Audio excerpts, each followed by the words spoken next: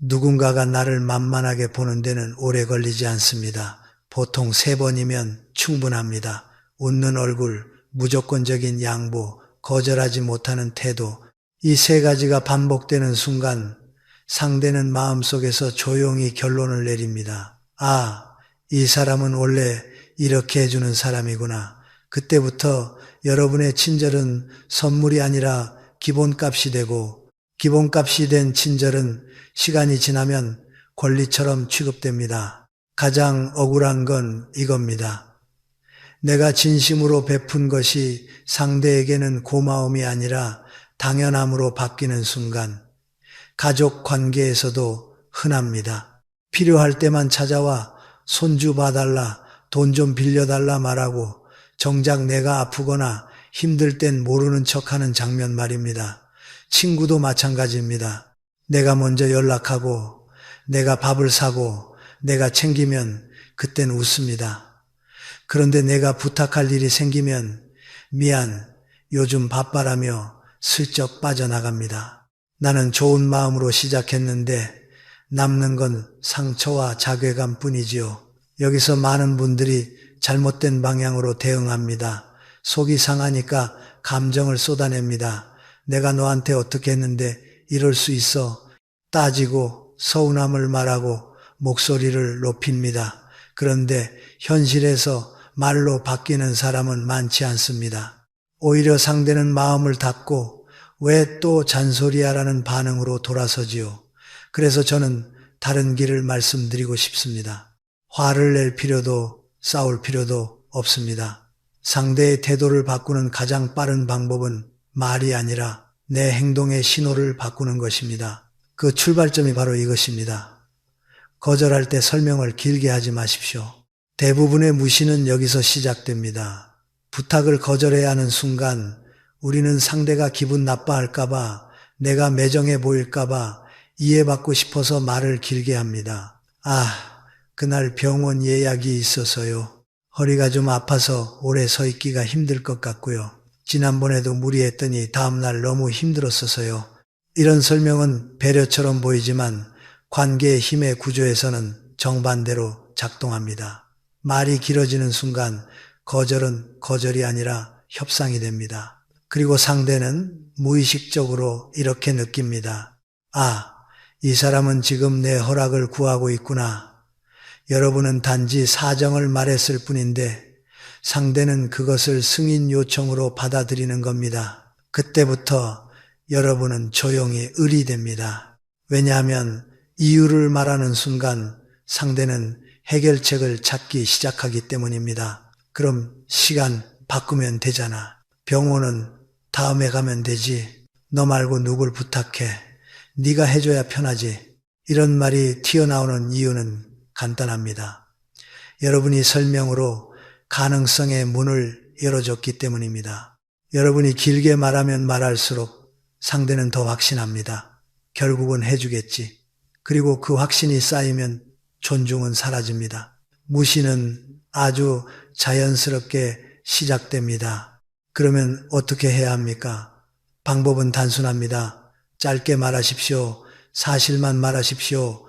결정처럼 말하십시오. 거절은 설득이 아니라 결정이어야 합니다. 그건 어렵겠습니다. 오늘은 다른 약속이 있습니다. 이번엔 제가 맡기 힘듭니다. 이 정도면 충분합니다. 여기서 중요한 건 차갑게 말하라는 뜻이 아닙니다. 표정은 온화해도 됩니다. 목소리도 낮아도 됩니다. 다만 기준을 흐릴 만큼 말이 길어져서는 안 됩니다. 품격 있는 사람은 친절하지만 친절의 경계가 있습니다. 도와주되 자기를 깎지 않고 배려하되 기준을 버리지 않습니다. 그 태도가 상대에게 분명한 신호를 줍니다. 이 사람은 친절하지만 만만하지 않다. 저는 이것을 오래된 나무에 비유합니다. 뿌리는 깊어서 쉽게 흔들리지 않지만 가지는 유연해서 거칠게 부러지지 않습니다. 여러분도 그렇게 하셔야 합니다. 기준은 단단하게, 표현은 부드럽게, 그러면 상대는 본능적으로 조심하게 됩니다. 설명이 없는 그 단호함이 100마디 말보다 더 강한 신호가 되기 때문입니다. 오늘부터 한 가지만 실천해 보십시오. 부탁을 거절해야 할 때 미안해서로 시작하지 마세요. 구구절절 설명하지 마세요. 짧게 말하고 그 다음에는 평소처럼 웃으며 일상으로 돌아가십시오. 그 순간부터 상대는 느낄 겁니다. 아, 이 사람은 내가 함부로 대할 수 있는 사람이 아니구나. 그 깨달음이 생기면 태도는 자연스럽게 바뀝니다. 여러분이 설명을 줄이기 시작하면 상대는 처음엔 이렇게 반응할 수 있습니다. 왜? 무슨 일 있어? 갑자기 왜 그래? 이때 많은 분들이 다시 흔들립니다. 아니, 사실은 하며 또 설명을 늘어놓지요. 그런데 바로 그 순간 다시 예전으로 돌아갑니다. 상대는 확인하는 겁니다. 이 사람 여전히 내 눈치를 보나? 여전히 내가 밀면 넘어오나? 그 테스트에 걸리면 무시는 계속됩니다. 그러니 두 번째 원칙은 이것입니다. 화를 내지 말고 조용히 문을 닫으십시오. 말로 훈계하지 말고 감정으로 싸우지 말고 그저 행동의 제공을 바꾸는 겁니다. 이것이 가장 품격 있고 가장 효과가 빠릅니다. 예를 하나 들겠습니다. 어떤 어르신이 계셨습니다. 이웃에 젊은 직장인이 살았는데 처음엔 서로 정이 있었습니다. 출장을 가면 화분에 물을 주고 택배가 오면 대신 받아주고 과일을 사면 나누어 주었습니다. 젊은 이웃도 처음엔 고마워했습니다. 명절엔 선물을 챙기고 주말엔 청소도 도와드렸지요. 그런데 1년쯤 지나자 조금씩 선이 무너지기 시작했습니다. 택배를 어르신 집 주소로 미리 말도 없이 보내놓고 연락하면 아, 그거요 하며 늦게 찾아갑니다. 고맙다는 인사가 줄어듭니다. 출장만 가면 당연히 화분은 알아서 물 주실 거라 생각합니다. 어르신이 깨닫습니다. 내 친절이 당연한 서비스가 되어버렸구나. 여러분, 이때 사람들은 보통 두 가지 실수를 합니다. 첫째, 폭발합니다. 내가 너한테 어떻게 했는데. 둘째, 더 참고 더 해줍니다. 그래도 이웃인데, 그런데 진짜 자신을 지키는 사람은 세 번째 길을 택합니다. 똑같이 웃되 똑같이 다 주지 않습니다. 그 어르신은 다음 날부터 이렇게 했습니다. 복도에서 마주치면 예전처럼 웃으며 인사합니다. 그러나 먼저 말을 길게 걸지 않습니다. 출장 간다는 말을 들으면 잘 다녀오세요는 말하지만 화분 물 주기를 자청하지 않습니다. 택배가 와도 따로 연락하지 않습니다. 물어보면 있어요 라고만 말합니다. 즉 싸우지 않았습니다. 따지지 않았습니다. 설명도 하지 않았습니다. 그저 예전엔 제공하던 서비스를 조용히 중단한 겁니다. 처음 일주일은 상대도 대수롭지 않게 여깁니다. 하지만 2주가 지나면 이상함을 느낍니다. 뭔가 달라졌다. 예전처럼 웃는데 거리감이 있다. 이 거리감이 상대의 본능을 건드립니다. 왜냐하면 인간은 문이 언제든 닫힐 수 있다는 신호에 굉장히 민감하기 때문입니다. 결국 그 젊은 이웃이 조심스럽게 찾아옵니다. 그동안 너무 당연하게 생각했습니다. 죄송합니다. 택배는 자기 집으로 받기 시작하고 출장 때는 부탁드려도 될까요? 라고 먼저 묻습니다. 감사 인사도 다시 살아납니다. 여러분, 이게 핵심입니다. 상대가 왜 여러분을 만만하게 받는지 아십니까? 여러분이 마치 24시간 편의점처럼 늘 열려 있었기 때문입니다. 언제 가도 문이 열려 있고 요구하면 다 나오는 곳. 그런 곳을 누가 귀하게 여기겠습니까? 여기서 중요한 오해를 하나 풀어야 합니다. 문을 닫는다는 것은 인연을 끊는다는 뜻이 아닙니다. 절교하라는 말도 아닙니다. 예의는 유지하되 무례를 가능하게 만든 구조를 바꾸는 것입니다. 저는 이것을 조용한 물러섬이라 부릅니다. 말로 훈계하지 않으면서 행동으로 경계를 세우는 방식이지요.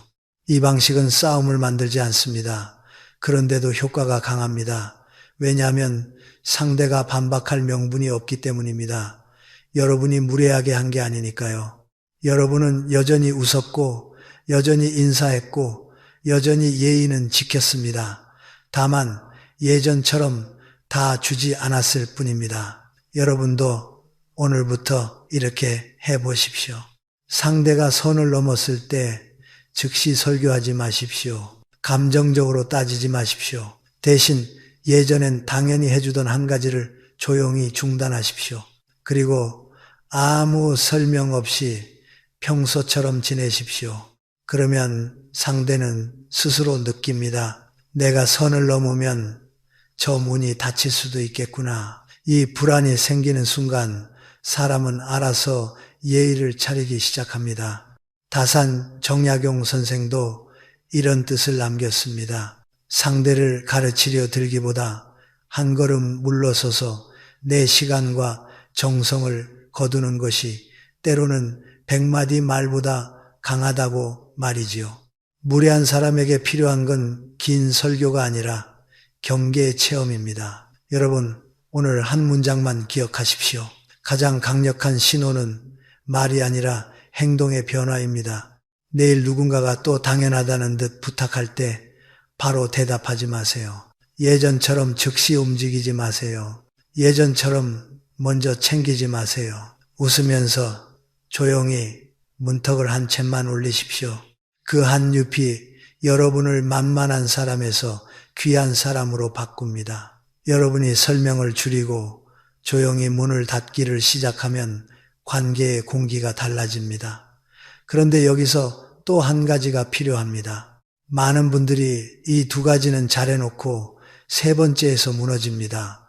왜냐하면 사람은 마음이 흔들릴 때 태도가 흔들리기 때문입니다. 그래서 상대는 다시 확신합니다. 결국 저 사람은 기분 따라 움직이네. 그 순간 존중은 다시 빠르게 무너집니다. 그래서 세 번째 원칙은 단 하나입니다. 품격은 일관성에서 나온다. 여러분 주변에도 이런 분 계시지요? 어제는 천사처럼 잘해주다가 오늘은 표정이 돌처럼 굳어있는 사람. 기분이 좋은 날은 세상 다 줄 것처럼 하고 기분이 나쁜 날은 한마디에도 날카롭게 쏘아붙입니다. 같이 지내는 사람은 늘 불안합니다. 오늘은 어떤 날이지? 오늘은 또 어느 장단에 맞춰야 하지? 이 불안이 쌓이면 상대는 그 사람을 존경하는 게 아니라 피곤해합니다.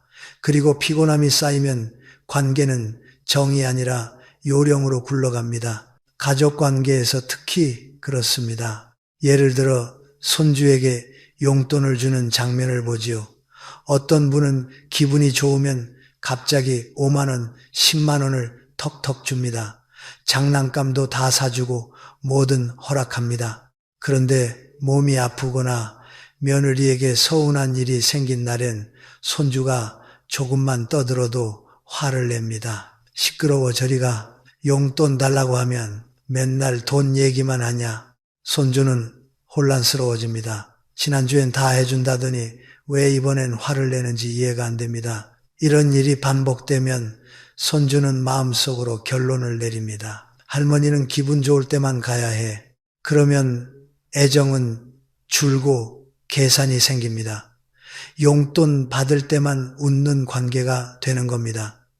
여러분이 원했던 따뜻한 관계가 아니라 눈치 보는 관계로 바뀌는 것이지요. 반대로 어떤 어른은 다릅니다. 기분이 좋든 나쁘든 늘 같은 태도입니다. 용돈은 정해진 날에만 줍니다. 기분이 좋다고 더 주지 않고 기분이 나쁘다고 안 주지도 않습니다. 몸이 힘든 날엔 이렇게 말합니다. 할미가 오늘은 좀 쉬어야겠구나. 다음 주에 놀러 오렴. 화내지 않습니다. 다만 자기 상태를 담담하게 전합니다. 그러면 손주는 그 어른을 어려워하면서도 믿습니다. 우리 할머니는 늘 그 자리에 있는 사람이다. 이 믿음이 존중을 만듭니다. 심리학에서 인간관계 스트레스의 핵심 요인을 조사하면 놀라운 결과가 나옵니다. 사람들은 흔히 비판이나 무능력 때문에 스트레스를 받는다고 생각하지만 실제로 관계에서 가장 큰 스트레스는 예측 불가능성입니다. 상대가 언제 웃을지, 언제 화낼지 모를 때 뇌는 끊임없이 경계를 세우고 스트레스 호르몬이 올라갑니다. 여러분, 불안은 존경이 아닙니다. 불안은 경계입니다. 상대가 여러분을 조심하는 이유가 품격이 아니라 폭발할까봐라면 그건 건강한 존중이 아닙니다. 그래서 일관성이 중요합니다. 일관성은 곧 기준입니다. 그리고 기준은 감정의 파도 위에 떠 있으면 안 됩니다. 땅에 박혀 있어야 합니다. 오늘 기분이 좋다고 원칙을 무너뜨리지 말고 오늘 기분이 나쁘다고 예의를 버리지 마십시오.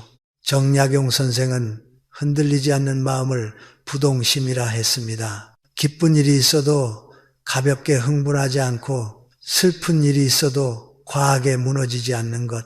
이게 단지 수행자의 덕목이 아니라 인간관계의 힘입니다. 왜냐하면 부동심이 있는 사람은 상대에게 예측 가능한 안정을 주기 때문입니다. 사람은 안정 앞에서 함부로 굴지 못합니다. 안정은 무게를 만들고 무게는 존중을 만듭니다. 여기서 여러분이 당장 실천할 수 있는 방법이 있습니다. 내 기분이 태도가 되지 않게 만드는 작은 규칙을 정하는 것입니다. 예를 들어 이런 규칙입니다. 부탁을 받으면 즉시 답하지 않는다. 최소 10초는 멈춘다. 도와줄 수 있는 범위를 미리 정해둔다. 시간, 돈, 노동의 한도. 내가 피곤한 날에도 기본 예의는 유지한다. 표정, 말투, 약속. 기분이 좋은 날에도 과하게 퍼주지 않는다. 즉흥적 선물, 즉흥적 약속 금직. 이 규칙이 생기면 여러분은 흔들리지 않습니다. 그리고 여러분이 흔들리지 않으면 상대도 흔들어 보려는 시도를 멈춥니다. 이 사람은 밀어도 안 움직이는 기준이 있구나. 그걸 알게 되면 사람은 자연스럽게 예의를 갖추기 시작합니다. 여러분, 존중받는 사람에게는 공통점이 있습니다. 친절이 그날의 기분에서 나오지 않습니다. 친절이 그 사람의 기준에서 나옵니다. 그래서 상대는 그 친절을 당연하게 쓰지 못합니다. 함부로 쓰면 관계가 흔들릴 걸 알기 때문입니다. 오늘은 거울을 보며 딱 한 문장만 다짐해 보십시오. 내 기분이 태도가 되지 말자. 기분이 좋을 때도 한 템포 낮추고 화가 날 때도 한 템포 멈추십시오. 그 멈춤이 여러분의 품격을 지키고 그 품격이 여러분을 만만하지 않은 사람으로 세웁니다. 여러분, 이제부터가 더 현실적인 이야기입니다. 설명을 줄이고 조용히 문을 닫고 일관성을 지켜도 어떤 사람은 계속 선을 넘습니다. 왜냐하면 그 사람은 여러분의 착함을 사랑해서가 아니라 여러분의 비어있음을 이용하기 때문입니다. 그래서 네 번째 원칙은 분명합니다. 언제든 부를 수 있는 사람이 되지 마십시오. 많은 분들이 착각합니다. 내가 언제든 도와주면 그 사람은 나를 더 소중히 여기겠지. 하지만 인간관계는 종종 반대로 움직입니다. 언제든 잡히는 사람은 점점 가벼워지고 쉽게 만나지는 사람은 쉽게 취급됩니다. 여러분이 시간을 비워둘수록 상대는 여러분을 내가 필요할 때 꺼내 쓰는 사람으로 인식합니다. 여러분 혹시 이런 별명 들어보셨나요? 5분 대기죠. 전화만 오면 바로 달려가는 사람입니다. 자식이 이번 주말에 갈게요 하면 친구 약속을 취소하고 장까지 봐놓고 전화기만 바라보며 기다립니다. 친구가 심심한데 나올래 하면 하던 일을 멈추고 나갑니다. 본인은 사랑이라고 생각합니다. 배려라고 믿습니다. 내가 든든한 나무가 돼야지. 그런데 이상하지요. 그렇게 해줄수록 상대는 더 쉽게 굴기 시작합니다. 어차피 저 사람은 시간 많아. 어차피 부르면 나오잖아. 이 생각이 깔리는 순간 존중은 빠르게 사라집니다. 여기 두 분의 이야기를 비교해 보겠습니다.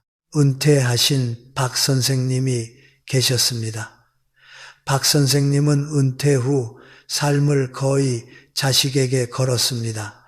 주말은 늘 비워두고 자식 연락만 기다렸습니다. 아들이 이번 주는 바빠서 못 가요 하면 그래 다음엔 꼭 와라라고 말하지만 속은 무너집니다. 주말 내내 TV를 보며 무기력해집니다. 그러다 보니 아들은 아버지를 이렇게 보게 됩니다. 우리가 안 가면 외로운 분, 돌봐드려야 하는 대상. 그래서 갈 때마다 마음이 기쁨이 아니라 의무로 눌립니다. 그 의무가 쌓이면 짜증이 되고 짜증이 쌓이면 관계는 더 차가워집니다. 아버지는 더 눈치를 보고 아들은 더 멀어집니다. 악순환이지요. 반면 최 선생님은 달랐습니다. 아들이 이번 주말에 갈까요? 물으면 이렇게 답합니다. 이번 주는 내가 바쁜데 등산 모임도 있고 센터도 가야 해서 시간이 안 맞네. 다음 주에 보자. 여러분, 최 선생님이 정말 바쁘셨을 수도 있고 별일 없었을 수도 있습니다. 중요한 건 사실이 아니라 신호입니다. 최 선생님은 자식을 기다리는 대신 자신의 삶을 채웠습니다. 그 순간 아들의 태도가 달라졌습니다. 아버지는 참 멋있게 사시네. 미리 약속 잡고 가야겠다. 아들은 아버지를 짐이 아니라 어른으로 대하기 시작합니다. 여러분의 시간이 귀해지니 자식도 여러분 시간을 함부로 쓰지 못하는 겁니다. 여러분, 이 차이는 큽니다. 무시당하지 않는 힘은 함께 있는 시간에서만 나오지 않습니다. 오히려 혼자서도 바쁜 시간, 혼자서도 채워진 삶에서 나옵니다. 사람은 비어있는 것을 가볍게 보고 채워진 것을 무겁게 봅니다. 정약용 선생의 유배 생활을 생각해 보십시오. 보통 사람이라면 외로움에 매달렸을 겁니다. 한양의 지인들에게 편지를 보내 나 좀 살려달라 빌고 관심을 구했을지 모릅니다. 그러나 선생은 달랐습니다. 고독을 구걸의 시간이 아니라 완성의 시간으로 바꿨습니다. 혼자서 학문을 갈고 닦았고 수많은 글을 남겼습니다. 그 고독의 밀도가 선생의 무게가 되었습니다. 무게가 있는 사람은 함부로 대하기 어렵습니다. 여러분도 오늘부터 똑같이 하실 수 있습니다. 방법은 거창하지 않습니다. 내 시간을 대기 시간이 아니라 예정된 일정으로 바꾸는 것입니다. 실천 방법을 드리겠습니다. 달력에 먼저 내 일정부터 넣으십시오. 운동, 모임, 독서, 산책, 센터, 취미, 가족이 시간 되세요? 물으면 1초 만에 응, 돼 하지 마십시오. 잠깐 멈추고 일정을 확인하는 척 하십시오. 가끔은 이렇게 말하십시오. 미안하지만 이번엔 내가 약속이 있네. 다음에 보자. 도와주는 날짜와 시간을 고정하십시오. 즉흥적으로 끌려가지 마십시오. 여러분, 이건 냉정함이 아닙니다. 가족을 사랑하지 말라는 게 아닙니다. 오히려 더 오래 사랑하기 위한 구조입니다. 내 삶이 비어 있으면 상대는 내 사랑을 값싸겠습니다. 내 삶이 차 있으면 상대는 내 사랑을 조심스럽게 받습니다. 기억하십시오. 사람은 내가 그들을 필요로 하지 않을 때 오히려 나를 더 귀하게 여길 때가 많습니다. 왜냐하면 그때 비로소 상대는 깨닫기 때문입니다. 이 사람은 나 없이도 잘 사는 사람이다. 그래서 더 함부로 대하면 안 된다. 오늘부터 여러분의 하루를 기다림으로 채우지 마십시오. 내가 먼저 비워놓는 시간을 줄이십시오. 그 대신 내가 먼저 채운 시간을 늘리십시오. 여러분의 시간이 무거워지는 순간 사람들은 여러분을 가볍게 부르지 못합니다. 여러분, 네 번째 원칙까지 지키면 확실히 달라집니다. 설명하지 않고 조용히 물러서고 일관성을 지키고 내 시간을 함부로 비워두지 않으면 대부분의 관계는 바로 잡힙니다. 그런데도 마지막으로 한 가지가 남습니다. 이 한 가지를 못 고치면 아무리 앞에 네 가지를 해도 다시 만만함으로 돌아가기가 쉽습니다. 그것은 바로 먼저 나서는 습관입니다. 먼저 나서는 순간 관계에서 아래로 내려갈 가능성이 커집니다. 이 말이 조금 차갑게 들릴 수 있습니다. 하지만 인간관계의 현실은 때때로 차갑습니다. 내가 먼저 나서서 해주는 친절은 처음엔 칭찬을 받지만 시간이 지나면 의무로 바뀌기 쉽습니다. 그리고 의무가 되는 순간 감사는 사라집니다. 심지어 불평이 생깁니다. 여기 부산에 사시는 67세 김명자 권사님의 이야기가 있습니다. 김 권사님은 참 부지런한 분이셨습니다. 교회에서 누가 시키지 않아도 예배가 끝나면 의자를 정리했고 식사가 끝나면 제일 먼저 고무장갑을 끼고 설거지를 하셨습니다. 처음 1년은 다들 말했습니다. 권사님 덕분에 저희가 편해요. 정말 천사세요. 그런데 2년이 지나자 분위기가 달라졌습니다. 사람들은 움직이지 않았습니다. 권사님이 하시겠지. 그 생각이 교회의 공기처럼 퍼져버린 겁니다. 그러던 어느 날 김 권사님이 몸살이 심하게 나서 예배를 빠진 적이 있었습니다. 권사님은 속으로 기대했습니다. 사람들이 걱정해 주겠지. 그런데 다음 주 교회에 갔더니 한 집사님이 이렇게 말하더랍니다. 아니 권사님, 지난주에 왜 안 나오셨어요? 권사님이 없어서 우리가 설거지했잖아요. 여러분, 이 말이 얼마나 잔인합니까? 권사님이 아팠다는 사실에는 관심이 없습니다. 그 사람이 한 일을 당연한 서비스로 여기고 있었던 겁니다. 이때 권사님이 깨달았습니다. 내가 먼저 나서서 했던 모든 일이 감사의 대상이 아니라 의무가 되어버렸다는 것을요. 심리학에서는 이런 현상을 단순히 상대가 나쁘다로만 보지 않습니다. 인간의 뇌는 요청하지 않았는데 공짜로 주어지는 것을 시간이 지나면 가치가 낮게 평가하는 경향이 있습니다. 즉, 내가 먼저 해줄게라고 내밀수록 상대는 점점 그 도움을 공기처럼 여기게 됩니다. 조직 심리학 연구에서도 비슷한 결과가 나옵니다. 똑같이 도와줘도 평가가 갈립니다. 상대가 도와주세요 라고 요청했을 때 도와주면 사람들은 이렇게 생각합니다. 귀한 시간을 내줬다. 고맙다. 능력 있는 사람이다. 즉, 은인으로 존중합니다. 반대로 요청하지 않았는데 내가 먼저 나서서 제가 할게요 라고 하면 시간이 지나 이런 생각이 생깁니다. 저 사람은 원래 저걸 하는 사람, 시간이 맞나 보다, 존재감을 보이려나 보다, 그리고 마지막엔 가장 위험한 낙인이 찍힙니다. 우리보다 아랫사람인가? 잔인하지만 이런 식으로 관계의 위아래가 굳어지는 경우가 많습니다.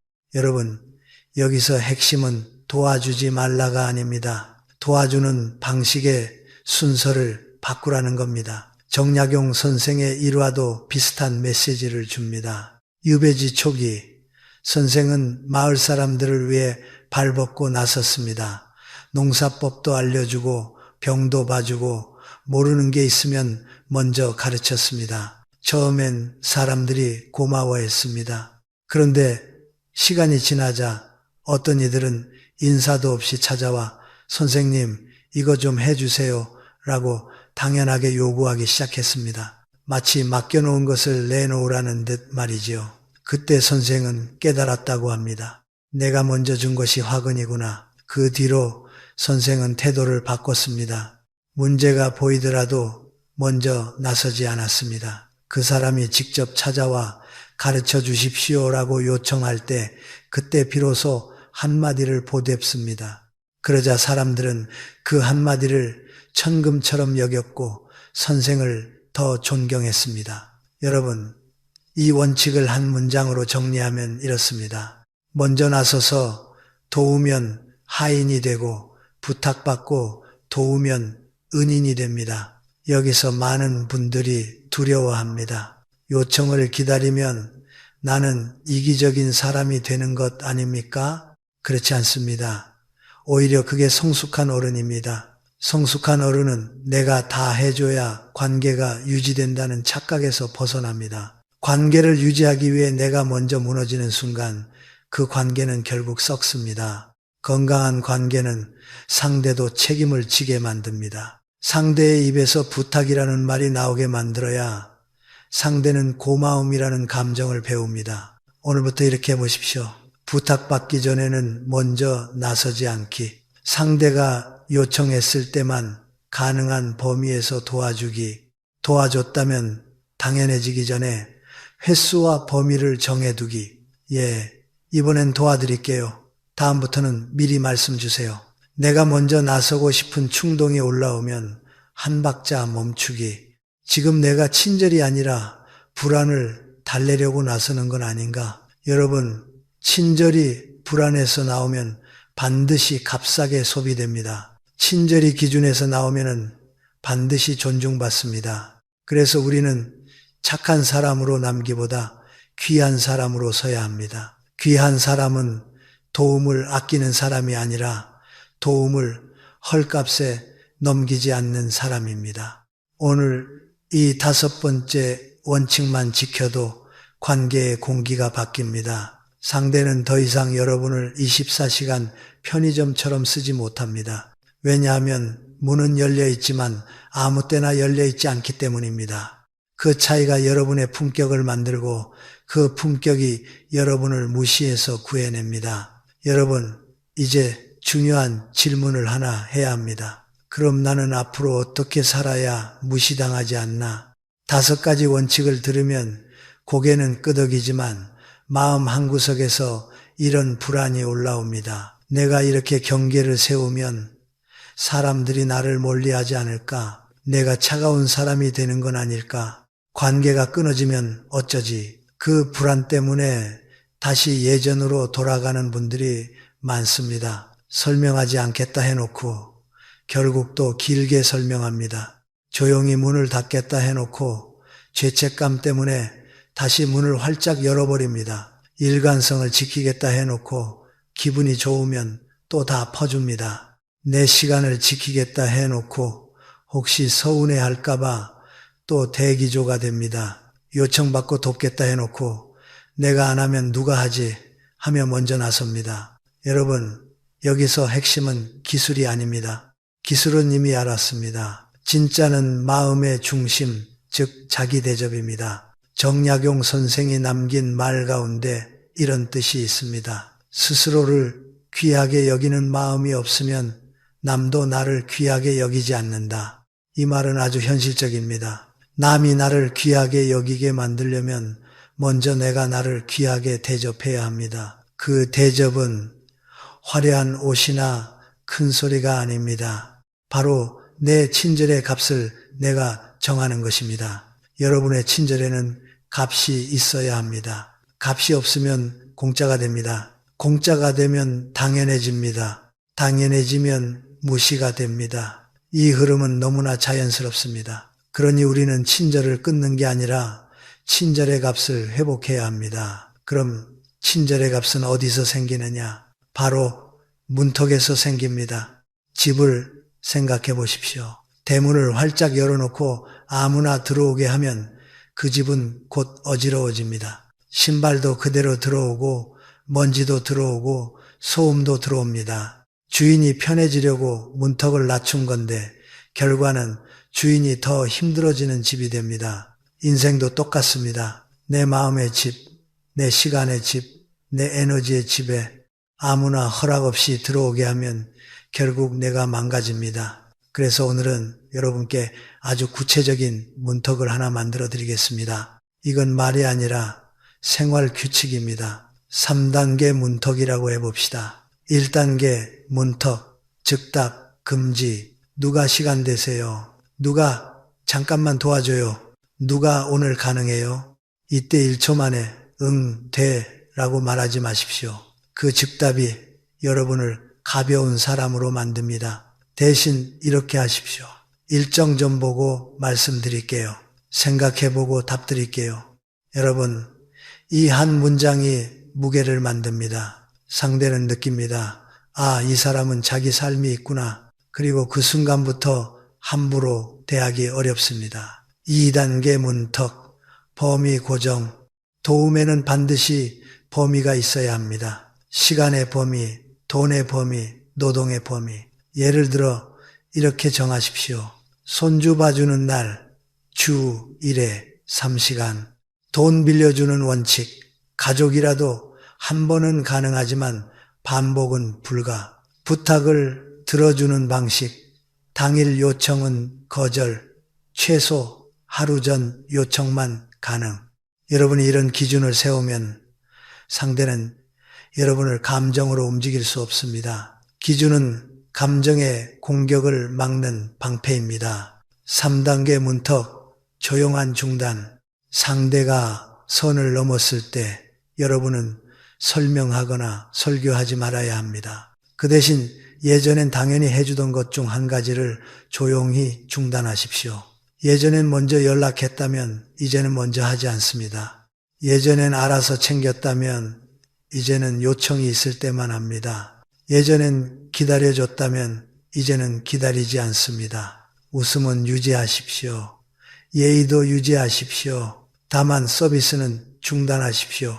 그 조용한 변화가 가장 강합니다. 왜냐하면 상대가 변명할 길이 없기 때문입니다. 여러분, 이 3단계 문턱이 생기면 삶이 달라집니다. 그런데 여기서 또 하나 중요한 것이 있습니다.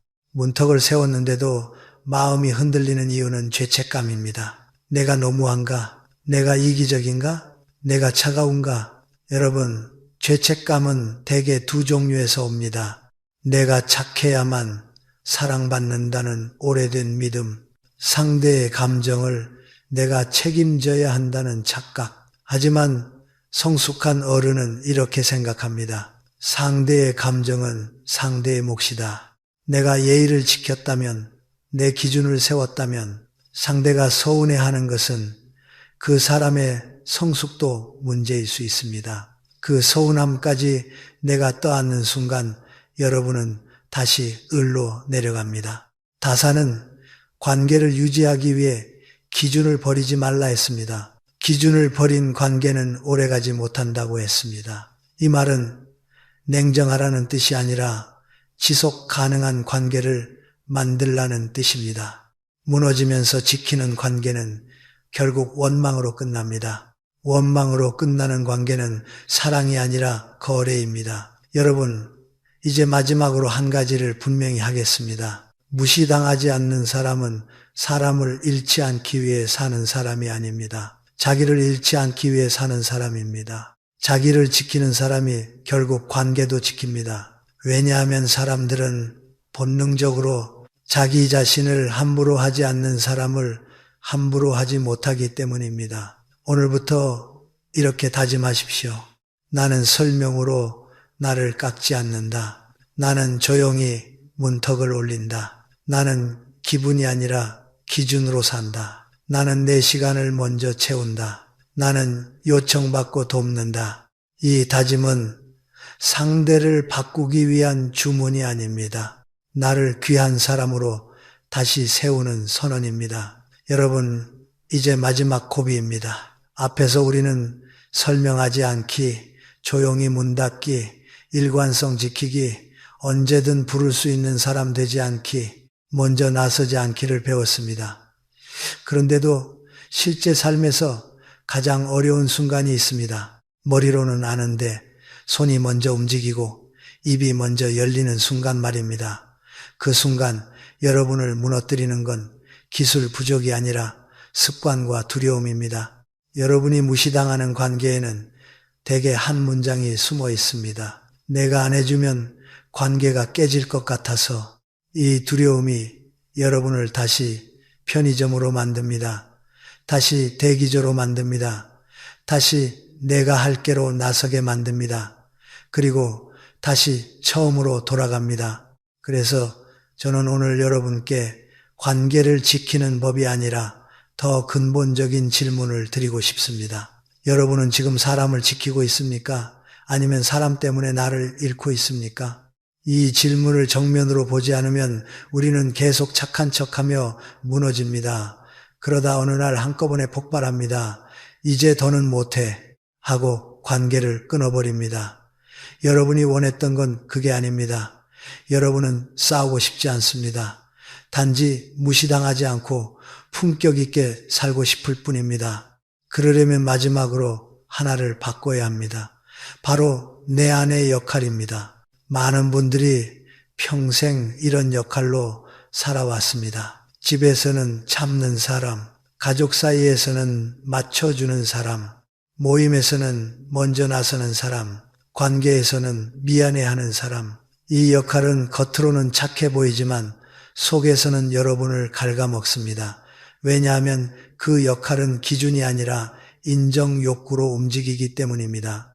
나는 좋은 사람이어야 한다. 나는 싫은 소리 하면 안 된다. 나는 섭섭하게 하면 안 된다. 이렇게 살면 여러분의 친절은 사랑이 아니라 불안의 거래가 됩니다.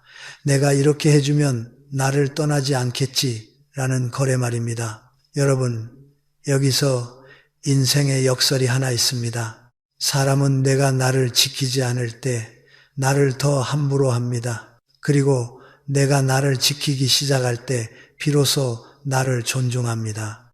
이건 감정이 아니라 구조입니다.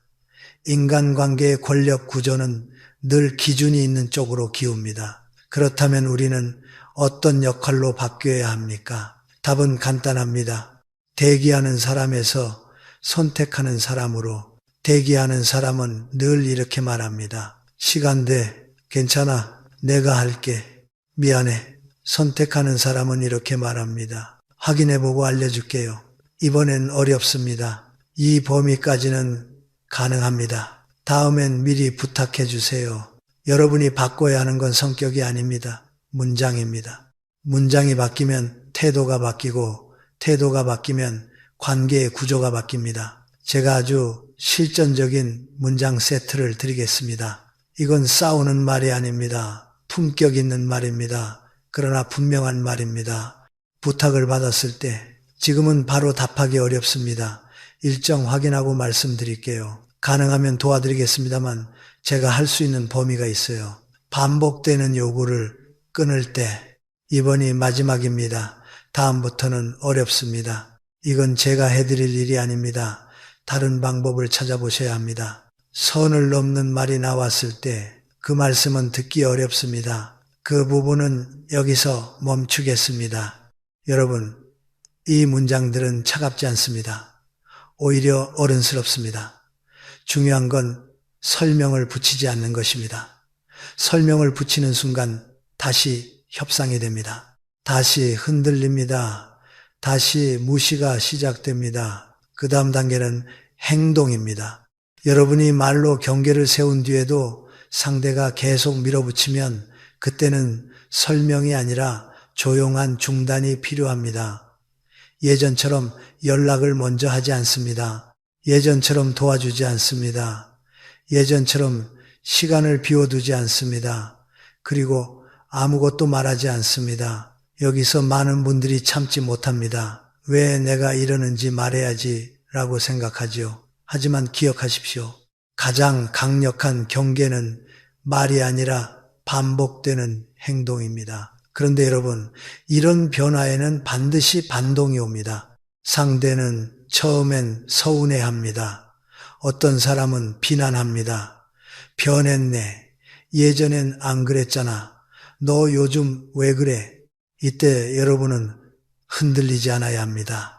왜냐하면 그 말은 사실 이런 뜻이기 때문입니다. 예전처럼 다시 해줘. 예전처럼 내가 편하게 쓰게 해줘. 그 요구에 다시 응하면 여러분의 변화는 끝납니다. 이때 여러분이 붙잡아야 할 기준은 딱 하나입니다. 나는 상대를 벌주려는 게 아니라 나를 지키려는 것이다. 이 마음이 흔들리지 않으면 죄책감도 줄어듭니다. 사람을 미워하지 않아도 됩니다. 사람을 끊어낼 필요도 없습니다. 다만 관계의 규칙을 바꾸는 겁니다. 여러분이 규칙을 바꾸면 관계는 세 갈래로 나뉩니다. 첫째, 진짜 좋은 사람은 더 좋아집니다. 여러분의 경계를 존중하고 더 예의를 갖추고 더 고마워합니다. 이런 관계는 오히려 깊어집니다. 둘째, 애매한 사람은 처음엔 불편해하다가 적응합니다. 왜냐하면 사람은 익숙해지기 마련이니까요. 여러분이 흔들리지 않으면 그들도 새로운 규칙에 맞춥니다. 셋째, 나쁜 사람은 떠납니다. 여러분을 이용하던 사람은 더 이상 얻을 게 없으니 떠납니다. 여러분, 이게 손해입니까? 아닙니다. 오히려 인생에서 가장 큰 누수가 막히는 순간입니다.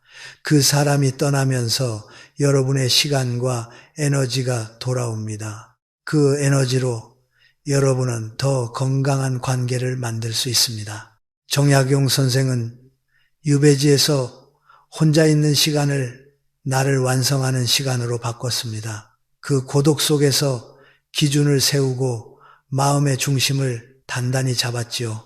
여러분도 마찬가지입니다.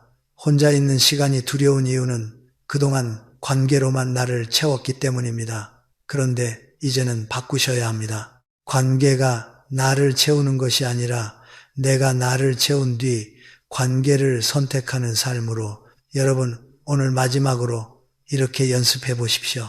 누가 무리한 부탁을 하면 마음속에서 먼저 이렇게 말합니다. 내가 지금 지키는 건 상대의 기분이 아니라 내 인생의 문턱이다. 그리고 입으로는 짧게 말하십시오. 그건 어렵겠습니다. 다음에 미리 말씀해 주세요.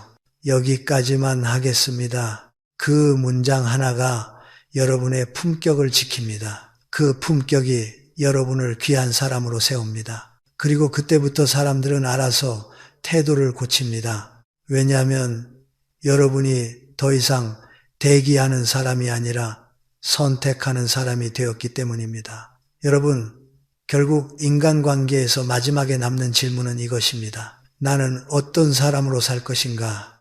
착한 사람으로 살 것인가? 귀한 사람으로 살 것인가? 많은 분들이 착하게 살다 지칩니다.